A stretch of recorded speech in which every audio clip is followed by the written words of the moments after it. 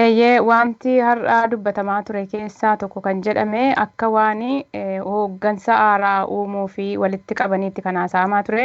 Inni kun hammam dhugaadha yaayya waan quba qabdu qabda? Jechuu dhageenyeerraa garuu hin beeku keessa isaa beekuun rakkisaadha. Dhugaadha. Tarii fedhiin mootummaa keessa jiraachuu danda'a. Maaliifi gargar cabiinsa dhaabaa fiduudhaaf kun egaa waanuma amaluma bara wayyaanees beekamudha. Dhaabota Oromoo biyya keessa jiran bakka lamatti cabsuuf karaa hunda keessumattuu warra KFO amma jedhamu kana otoo maqaa kanan baafatin dura waa meeqa akka irratti godhamaa dhufe ni yaadanna bara wayyaanee jechuudha. Muuxannoo jarri amma aangoo mootummaarra jiru kunis warruma muuxannoo bara wayyaanee sana kuufate wayyaanee jalatti guddate shira jara bara sana baratan sana warra hojiirra oolchaa jiru. So dhaabota Oromoodha akka itti gargar qoodanu garii warra jilba isaaniitti kufuu danda'e immoo dantaan bitanii gara ofii dhaabanii seenaa keessatti xureessanii akka lamuu lafaa oliin kaanetti ajjeesanu dhaabiitti ajjeesanutti beeku jechuudha. Warri akka kanatti maqaa isaanii dhabaa dhufan baay'eedha.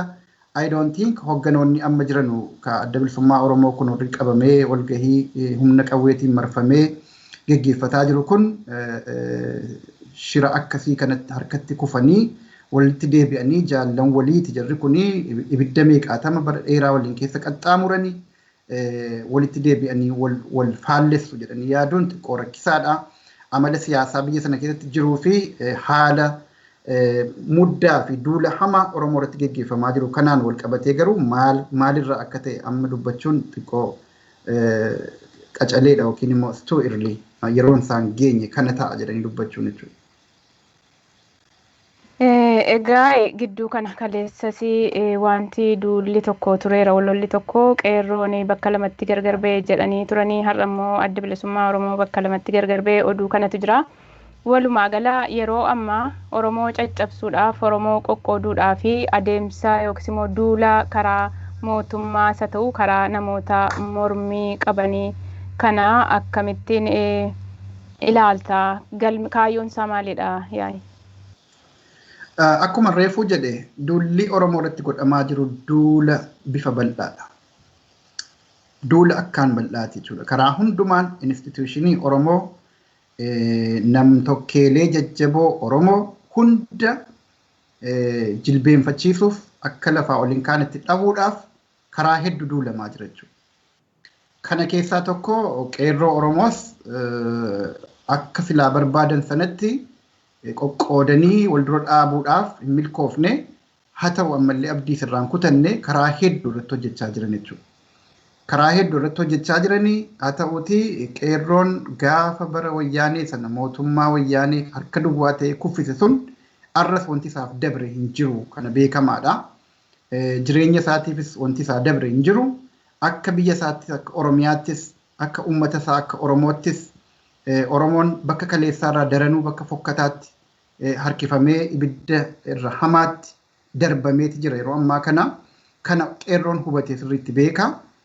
Qeerroo gowwoomsuudhaaf tattaaffii adda addaa godhaaranii dantaa adda addaa dura qabuudhaan faayidaa dhuunfaatiin bituudhaaf gowwoomsaa jiran kun beekamaadha jechuudha. Haa ta'u kaayyoon nuti kaleessa lolleef qabsoofneef mootummaa wayyaaneedha aangoorraa kaafneef ammas galii isaa hin geenye inumaahuu qabsoon keenya duubatti deebi'ee bara wayyaanee yoo xiqqaate akka Oromootti of waamuudhaaf rakkoo hin qabnu turre mirga diinagdeetii fi mirga poolitikaa keenya mulqabnu sarbamnullee akka Oromootti namni Oromummaa keenyaan nu tuqu hin turre bara wayyaanee arra garuu hafuura yookiin ilaalcha nafxeenyaatiin mootummaan guutame kuni yoo xiqqaate Oromummaanu gatii nama kaffalchiisaa jechuudha. Finfinnee keessatti afaan Oromoo dubbataa deemuun akka bineensa bosonaa bahee magaalaa seene tokkotti nama ilaalchisaa jira jechuudha. Qeerroon kana argaa jira jechuudha. Salphina amma kana gahu argaa qeerroon Oromoo mootummaa kanaaf hin bitamu dantaa dhuunfaaf bitamuu hin danda'u kan jedhutu jira ilaalchi bal'inaan jechuudha. Garuu mootummachi adabatee hin jiru. Ammas taanaan qeerroon nan jilbeenfachiisa nan qoqqoodaatti deemaa jira. Garuu hanguma Oromoo irratti garaa hammaachaa deemaniin hanguma Oromoo irratti diinummaa isaanii garsiisaa deemaniin tokkummaa Oromoo jabeessaa deemaa jiraachuu isaanii garuu waan hubatanii fakkaatanii qeerroon isaaluma kanaan caalaatti yerootti tokkummaa isaa jabeeffatu keessa seenee jira jechuudha. dhaabi siyaasaa qaroo warri ta'anii dhaabbilee siyaasaa hooggantooti siyaasaa mana hidhaa jiru. Kaan immoo baay'een isaanii kana kaafaa'os kana baa'os hidhaa jiru. Ammas immoo duuluma Oromoo waan ija Oromoon irra kaa'atu kana Oromoo duraa fuudhuu kun itti fufee jira. Inni kun kaayyoo maaliif mootummaan akka kana Oromoo kana irratti akkas xiyyeeffate maaliidha galmisaa? Uummata guddaa kana akka kana xiqqeessanii dirqisiisanii afaan qawweetiin bituun hin danda'amaa yaayya maal jette sagan? Kaayyoon itti deemaa jiran waan ifaa tokko lafa kaa'uu qabna. Kuni maali? Koronaadhaan qabanii filmaata yeroo hin beekamneef achi dabarsaniiru. Kanarratti addunyaan jara didaa jira. Warri maallaqa isaanii liqeessu, warri addunyaa kana naannessu humnoonni gurguddaan dubbii kana abaaraniiru jechuudha. Yeroo hin beekamneef jedhanii sirna abbaa irrummaa jaaruu kana hin deeggarre jechuudha. Warri addunyaas warri mootummaa kana sirriitti hordofaa jiru jechuudha. Keessumattuu namni biyya kana bulchaa jiru kuni badhaafamaa Noobeelaati jedhamee beekama. Namni Noobeela badhaafame tokko immoo akkamitti biyya sana bulchaa jira kan jedhu daqiiqaatti wanti inni godhu hundi ija addunyaa jalaa hin dhokatu jechuudha. So murtiinneen gaddaa yeroo hin beekamneef jedhamee koronaatti qabatamee filmaan achi dabarfame suni addunyaa irratti mormii guddaa waan itti kaaseef jecha filmaata kana akka barbaanne dheeressuu hin dandeenyu. Humna abbaa irrummaa keenya erga gajjaarre booda humna silaa aangoo nurkaa saamuu danda'u yookiin nu moo'achuu danda'u hunda erga cabsine booda filmaata geggeessuu qabna dafnee yaanni jedhu akka jiru hubannee irra jechuudha. Kanaaf jecha amma jajjaboo dhaaba Oromoodha lamaan irratti xiyyeeffatanii namoota dhaaba kana keessatti dhageettii gurguddaa qabanu heavy weight warra ta'an warra akka Jawaar warra akka Baqqalee KFO keessaa jechuudha. Adda bilisummaa Oromoo keessaayis namoota akka Obbo Abdii Raggaasaa, namoota akka Lammii Beenyaa, Mikaa'el Booran yeroota akkanaatiif kan kana fakkaatan mana hidhaatti kan naqaniif ummata keessa deemanii jiru kun ummata amansiisuu danda'u. Dhiigni isaanii ho'aadha. Qeerroon dargaggoon ummanni jara dhaga'uu danda'a jechuurraa mana hidhaatti naqamni hanga sanatti erga kana godhanii booda immoo akkuma amma argaa jiru diraamaa irratti tolchanii warra alattafes bifa mana keessatti ukkaamsuutiin yookiin immoo bifa dhaaba sana qoqqoodanii walitti deebisuutiin erga cabsinee booda filmaata geggeessina yoo jenne warra laaffatoo harka kennatoo jilbeenfatoo qofa hirmaachifneeti akka barbaannutti filmaaticha korojoo garagalchinee moohanne jennee labsinaa kan jedhutti deemamaa jira jechuudha. So warri dorgomoo jajjabaa ta'uu danda'an mana hidhaatti kan naqamaa jiraniif kaayyoon isaa guddaan isaan mana hidhaatti odoo hin hiikamin filmaata yoo geggeessine moo'achuu dandeenya. Yoo isaan achi bahanii hidhaadhaa bahan yookiin immoo kan nagayaan dhaaba isaanii sochoosan yoo ta'e akka KFO'ttis akka ABO'ttis yoo sochoosan yoo ta'e filmaata kana moo'amuu dandeenya. Oromiyaa keessatti beekamaadha. Gaafa sana immoo aangoo dabarsinee akka kenninu addunyaanis nu dhiibuu danda'a.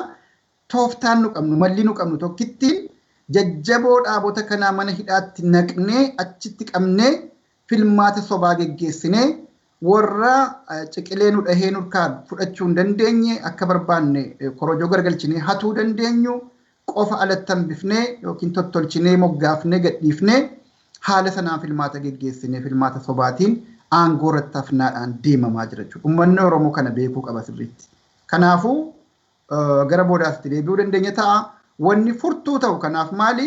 Qabsoo jiru finiinsanii namoota yookiin hogganoota dhaabaa qabsoo Oromoo kan mana hidhaa jiran kana hiiksisuun furtuu isa duraa ta'a jechuudha mootummaa kana mo'achuudhaaf.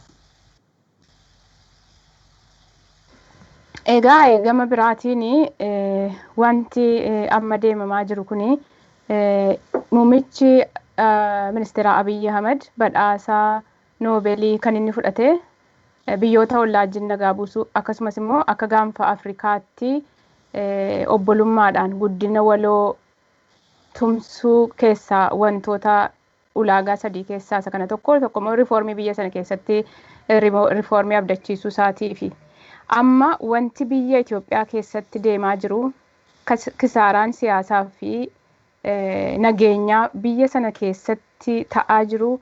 Biyyattiidhaafis Oromiyaadhaafis biyyattii Itoophiyaa sanaafis akka gaanfa Afrikaattis maal mul'isaa amma kisaaraa waliigala deemaa jiru kun yaa'e? Kasaaraa guddaadha. Wanni Itoophiyaa keessatti nagaan dhabamuun Afriikaafis oduu gaarii miti. Maaliif biyyattiin kun biyya lakkoofsa ummataatiin Afriikaa keessatti sadarkaa lammaffaarra jirtudha. Duraan Masrii taantee sadaffaarra turte, amma Masrii dursitee waggoota murtaa'an duuba fuuldura jechuukooti dabre kana keessatti gara sadarkaa lammaffaarratti beekamti jechuudha. Kanaafuu biyyi lakkoofsa namaa hedduu qabdu kuni yoo nagaa taate uummata Afriikaa irra baay'eedhaaf fakkeenya gaarii taati. Yoo biyya goolamtu biyya waraanaan goolamtu taates akkuma kana jechuudha. Keessumattuu gaanfi Afriikaa naannawa yeroo dheeraadhaaf waraanaan babbaqaqe waan ta'eef Itoophiyaa keessatti bara wayyaanes humnumaan qabamee uummanni akka lolatti hin seenne godhamaa ture. Haa ta'uuti hangi tokko lolaatuma dhaqee uummanni Oromoodhaa booda cabsee sirna sana buqqise. Ammas lola akka malee hamaa ta'etu dorrobaa jira biyya sana keessatti. Muummichi ministeeraa maqaadhaaf Noobeela nagayaa jedhamu badhaafame malee hojiin isaa hundi farra nagayaati jechuudha. Kun yeroo sanatti ittiin dammaqamne addunyaanuu ni gowwoomfame jechuudha. Uummanni Oromoos ni gowwoomfame.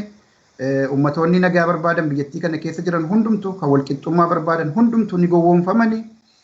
Kanayyuu irra dabre jechuudha. Addunyaanis waan superficial ta'e yookiin tarkaanfiilee diddiboo kan muummichi ministeeraa kun fudhate fakkeenyaaf biyya ollaa Eertiraa wajjin araaramne kan jedhu sana sunis keessi isaa maal akka fakkaata kan jedhu yeroo biraa dubbachuu danda'ama. Naannawa gaanfa Afriikaa kana keessatti nagaa buuse biyya keessatti araara buuse maarree jedhamaa ture jechuudha. Araarri jedhamu sun kijiba amma waan biyya keessaa dubbanna. Araarri biyya keessatti bu'e jedhamu kan tokkoffaa hidhamtoota siyaasaa hiikuu kan jedhu ture. Hidhamtoota siyaasaa sana kan hiiksisuu danda'e qabsoo Oromooti. Wayyaaneetu hidhee ture. Wayyaaneen yeroo buqqa'u warri wayyaaneen hidhe sun hiikamuun that's logical. Waanuma eegamu jechuudha. Malee kennaa yookiin immoo arjoomina jarri amma biltsiginnaa jedhamee of moggaase kun fudhatee dhufee Oromoodhaaf yookiin kan biraatiif kenne miti jechuudha. Akkasitti hubatamuu qaba dura. Yeroo baay'ee gadi ba'anii dubbatu nama kuma meeqa hiikne maarree jedhu kan hidhamtoota isaa hiiksifate Oromoo ture jechuudha. Qabsoo isaatiin dhiigatti wareege dhiiga lammii 7,000 olitti wareege jechuudha. Erga kana ta'ee booda dhiiga uummata kanaatiin warri aangootti deebi'e ammas jajjaboo Oromoo mana hidhaatti naqanii jiran in thousands mana kumoota sana caalu bagan wayyaaneen bara sanatti hiite oliin hidhaa jiran jechuudha. Bara wayyaanee yoo xiqqaate manneen hidhaa guutuutu afaan Oromoo dubbatu jedhame. Manneen hidhaati sun manuma yookiin bildingii hidhaadhaaf ijaarametu hidhamtoota Oromootiin guutaman jedhamee dubbatame jechuudha. Sun ajaa'iba jedhamee dubbatamaa ture addunyaatti. Arra garuu sunuu guutee uummata hanqannaan manneen barnootaa kaampii hidhaa yookiin concentration kaampiitti jijjiiramanii jiran jechuudha. Manneen hidhaa elementarii haayiskuulii baay'een Oromiyaa keessatti yeroo ammaa kana bakka itti ilmaan Oromoo qeerroo fi manguddoon itti hidhaman ta'ee argama jechuudha. Kana wanni muummichi ministeeraa badhaasa nagayaa badhaafame jedhamu uummata Oromootiif fide isa kana jechuudha. Wayyaanee caalaa bara hamaatu Oromootti dhufe akkaataan ajjeechaan Oromoon itti ajjeefamaa jiru akkaataan dubartoonni Oromoodhaa ulfi ji'a 5 odoo nafin itti gudeedamaa jiran waan fokkataa bara wayyaanee dhagahaa turre daran hama kan qaama namaa suukaneessu akka ilma namaatti jechuudha. Kanatu deemaa jira. Kanaafuu namni kun mallattoo nageenyaati badhaafamaa nagayaati jedhamee kan dubbatamaa ture sun gowwoomsaa daangaa darbe kan yeroo sanatti akka malee uummanni keenya itti burjaajeffamee gowwoomfamaa turetu amma ifa bahe. Kaayyoon isaa maal akka ta'e eenyuuf akka aangoon qabatame olaantummaa eenyuu deebisuuf Oromummaa hangam gadi dhimsuudhaaf akka aangootti dhufame amma ifa baheera jechuudha. Oromoon yeroo kanatti waan kana akka haarayaatti itti manu jiranatti hin fakkaatu. Egaa gama biraatiin yeroo dirree siyaasaa bal'isuudhaa fi dirree siyaasaa bal'isnaa hidhamtoota hiikamoo nuti yakkamtoota turree reebaa turree ajjeesaa turree hidhaa turree kanaaf immoo hidhamuutu nuuf mala turee jedhee muummichi ministeeraa yeroo gara taayitaatti dhufee afaan isaatiin kan dubbachaa ture. Har'a immoo gochaa wal fakkaataa utuu badhaasa Noobeelii fudhatee ji'a 6 booda waanuma wal fakkaataa hidhaanis ajjeechaanis dararaanis kan silaa mana hidhaa galuu ture deebisee ammas mana hidhaatti nama guuraa jira dhaaba siyaasaa nama hundumaa isa dura dhaabbatu karaarraa maksaa siyaasii biyya sanaa sakaalamee jira. Isa kana maal jetta inni kuni biyya sana garamitti geessaa jira amma yaayya. Kun biyya sana gara diigamaatti geessaa jira. Waa takka waan asiifachi qaban miti. Itoophiyaan Oromoo wajjiniin araara hin qabne Itoophiyaa taatee biyya taatee itti fufuu hinuma hin dandeenye. Maaliif jennaan Oromoon waan saba guddaa ta'eef qofa miti jechuudha. Oduma saba xiqqoodha jedhamu saba bicuudha jedhamu ta'e illee uummata tokko akka sabaatti diinomsa ta'anii xiiqeffatanii irratti duuluudhaan biyyi nagaa ta'uu hin dandeessu jechuudha. Oromoo moonni adda godhu guddaan biyyattii kana dugda isaatti baatee kan deemaa jiru saba kana jechuudha. Gaafa jaaramtee qabee dugda Oromoo irratti baadhatamtee deemaa turte har'a geesse jechuudha Itoophiyaan. Dinagdee Oromooti kan biyya kana utubee jiru humna namaatiin yoo ilaalle human resource uummata Oromooti heddumminaan kan beeknu lafti oomisha qonnaa gaggaarii industirii gurguddaa magaalaaleen gurguddaa biyyattii kana keessatti taaksii gurguddaa galii godhan mootummaadhaaf Oromiyaa keessa jechuudha. Kanaaf Oromiyaa wajjiniin kan lolatti seente Itoophiyaan nagaas ta'ee prosperity yookiin badhaadhina jedhamu argachuu hin dandeessu. Kana warri hubachuu hin dandeenye mootummaadha nuti biyya bulchaa jirra jedhanii itti deemaa jiran jechuudha.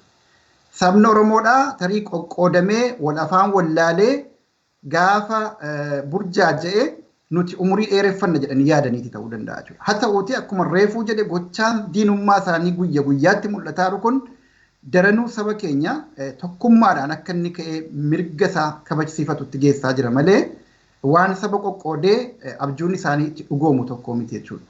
Kanaaf wanni nuti badii kaleessa balleessineerraa uummanni keenya waan nu dhiiseef dhiifama waan nu godheef galateeffannaa nuti silaa warra hidhamuu ture maal jedhamu kuni waan jalqaba yeroo aangootti reef dhufan sana uummata ittiin burjaajessaa turan keessaa isa tokko jechuudha. Gaafa wayyaanee Oromoon buqqisuudhaaf raasuu jalqabirraa qabanii achi keessaa miliqanii as bahanii uummata fakkaannee deebinee aangoo uummata harkaa fudhannee aangootti deebineeti achi booda huunee qabnee isa adabnaa kan jedhuun as bahaa turan jechuudha. Sistemaatikaalii. Nuti garuu akka Oromootti warri qabsoo sana keessaa qooda fudhachaa turre bara dheeraa wanni beeknu waan nama gaddisiisu guddaan ilmaan Oromooti dhiiga Oromooti jechuudhaaf garaan walii badhatame jechuudha. Nan yaadadha 2017 keessa yeroo wanti kun dhiibee dhufee kana booda gooftaan keenya uummata Oromooti jedhamu sana Oromoon hundi ni nahe jechuudha. Ilma Oromootu kana jedhaara tiim lammaa wanni jedhamu suni ijoollee Oromooti quuqama Oromoo horataniiru waan Oromoon dhabe beekaniiru kanaaf ammoo muuxannoo mootummaa keessatti gabbifatan sana Oromoof oolchuudhaan aangoo siyaasaa yoo qabatan aangoon siyaasaa sun aangoo ittiin gaafii Oromoo deebifannu nuu ta'a kan jedhuun maajooritiin uummata Oromoodhaa yaada kana fudhachuutti deeme jechuudha. Akka kana godhaniit Oromoo burjaajessan dhiiga Oromummaatiin kakatanii uummata Oromootiin dhiifama nuu godhi jedhanii badhaafamanii saba kanaan ulfeeffatamanii bakka dhaqan hundatti eeboof gaachanaa fi akka sirna aadaa Oromoo akka gadaa Oromootti ulfinni kennamee fi achi booda amaanaa uummata kanaa nyaatan jechuudha. Arra walii isaanii dhugumatti wal lolan immoo waliin lolle kan jedhu keessa galuun barbaadu waan Lammaa Magarsaaf waan Abiyyi Ahmad keessa galuun barbaadu. Akka walii galaatti kan argaarru garuu kaleessa fira fakkaataniiti uummata Oromoo aangoonni silaa harka isaatti galfachuu danda'u. Ofii isaatii dhaabota dhugumatti qabsoo isaatiif jiraatan isaanitti aangoo kennatee ittiin biyya isaa bulfachuu danda'u harkaa cabsanii itti hurrii maranii irraa fudhatan jechuudha. Arra deebisanii wayyaaneen harkaa kufnaan nafxenyoota fidanii mataatti baadhatanii ergamtuu nafxenyaa ta'uudhaan Oromoo irratti ibidda qabsiifamaa ture sana daranuu beenzinatti dabalanii Oromoo nyaatanii dhabamsiisuudhaaf deemaa jiru jechuudha. Kanaaf wanni gaafa sana dubbatamaa ture hundi kijiba akka ta'e jarri kun diina hama kan namni irratti hin argin amma reef ifa bahee kunoo ummata Oromoo Oromummaa isaatiin Oromiyaas diiguudhaaf karaa hundaan waan Oromoo fakkaatu Oromoof boona ta'e yookiin piraawudii Oromoo waan ta'e hunda dhabamsiisanii olaantummaa sirna nafxenyaa Itoophiyaa jedhamtu maqaa Itoophiyaa jedhuun Oromoo irratti fe'uudhaan deemaa jiran ta'uun har'a waan ifa bahaadha ifa galaadha jechuudha. Egaa ayyaayya karaa gama kootii hangaaffiin qopheesse xumureera yaadan itti dabalu yaada xumuraan qaba yoo jettee itti dabaleeti sagantaa keenya irraa asuma irratti goolabna. Gaariidha wanni jechuu barbaadu waan dubbanne kana hunda cal jenneetuma dubbachuun qofti barbaachisaa miti. Kana keessaa bahuu qaba sabni kun. Riilii wanni Itoophiyaa keessatti ta'aa jiru kun Oromoof salphina. Baay'ee salphina saba guddaa kanaaf. Warra Oromoo ganee dhiiga Oromootiin kakatee bahee dhaqee sirna nafxeenyaa nurratti fe'aa jiru kana afaan Oromootiin arras yoo nutti dubbatan Oromootu natti dubbataara jedhanii yaaduurraa kan ka'e ammas namoonni burjaaja'aa jiran yoo jiraatan akka irribaa dammaqan gorsina jechuudha. Kuni tarkaanfii duraati. Yeroo kanatti diinni diina caalu nama afaan biraatiin nutti dubbatee nu gabroomsu caala nama afaan keenya dubbatee ergama diinaa fidee nurratti fe'ee waan nu qabnu hunda nurkatti caccabsee jabaa keenya ajjeesee isa kaan hidhee akka nuti lafaa ol hin kaanetti nu jilbeenfachiisuu barbaadu. Caalaa diinni hin jiru jechuudha. Kana adda baafatanii beekuu barbaachisa. Kanaafuu wanni uummata Oromoo baasu waan yeroo dhiyootu jira, waan yeroo dheeraatu jira. Wanni yeroo dhiyoo hogganoota qabsoo dhaaba kanaa yookiin uummata kanaa walumaa galatti kan dhaabota siyaasaa lamaanii qofa otoo hin taane walumaa galatti qaqqaalii ilmaan Oromoo mana hidhaa jiran nam tokko otoo nafin mana hidhaarraa hiiksifachuu irratti qabsoon finiinuu qaba. Warri kun Oromoo akka kanatti salphisanii mootummaan Itoophiyaa isaan galgaluu ganamuu dhaadeffatan kun Oromiyaa keessatti tufamuu qaba. Oromiyaa keessatti fudhatama dhabuu qaba. Hin qabu leejitimeesii. Oromoon ganamee, Oromoon salphifamee, ajjeefamee, hidhamee, beekaan Oromoo hundi hidhinfamee, olaantummaan warra waggaa dhibbaaf meeqa mataarra nu tureedha mataatti nu deebifamee mootummaan amma jiru kun Oromiyaa keessatti fudhatama argachuu hin danda'u. Kana karaa hundaan itti cufuu barbaachisa. Karaa hundaan lagachuu barbaachisa. Karaa hundaan mootummaan kuniif uummanni Oromoo walii faallaa warra dhiigaa ta'uun itti himamuu barbaachisa jechuudha. Jara kana wajjiniin araarri hin jiru. Hanga mirga Oromoo irra ejjetanitti, hanga Oromoo salphisanitti araarri hin jiru jechuudha. Oromoon fala tokkitti qaba. Qabsoo isaa sirriitti finiinsuu danda'uu qaba. Waan wareege lubbuu wanti caalu jira lubbuu wareegaa dhufe as ga'e sabni kun bara. Har'a miti waggaa meeqaatama dura gaafa cabuu jalqabee gaafa aanoleetii qabee gaafa calanqootii qabee lubbuu qaqqaalii wareegaa dhufe as ga'e jechuudha. Ammas lubbuu nu gaafachuu danda'a. Lubbuu gadittis immoo qabeenya keenya nu gaafachuu danda'a. Itti dhiiguu mallataa, itti madaa'uu mallataa. Mana keenya itti dhabuu mallataa. Haa ta'u malee kun hundi gatii bilisummaaf kafalamuudha.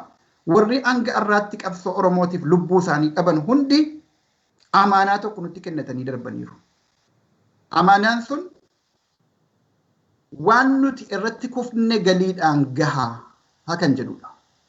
Kun qabsaa'ota dhaaba siyaasaa kan irbuu seenanii yoon kaayyoo irraa dabe lafeen goototaa naa waraanu jedhanii irbuu seenan qofa kan laallatu miti. Uummata Oromoo hunda akka saba Oromootti akka lammii Oromootti nu hunda laallata jechuudha. Oromummaadhaaf namni kufe hundi goota Oromooti. Oromummaadhaaf namni kufe hundi dhaammatee dabre qaba. Dhaammanni sun an kufe isin qabsaa'aa bilisummaatti baha jedhee darbe jechuudha. Namni hundi xiqqaa hamma guddaatti jechuudha. Qeerroon xixiqqoon waggaa jaatti illee kufte kaayyoon isheen kufteef qabsoo Oromoo galmaan gahuuf taanaan dhaammata nuti dhaammattee dabarte qabdi. Sana yeroo hundumaa yaadachuuf sana galiidhaan gahuuf waan qabnu ammas daballee wareegne salphina kana keessaa of baasuu qabna jechuudha.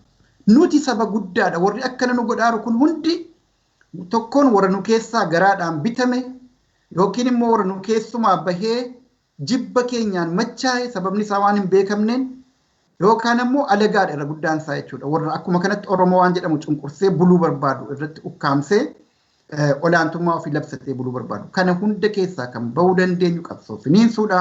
Haaluma kanaan waan akka tarsiimootti qeerroon baafachaa jirutu jira.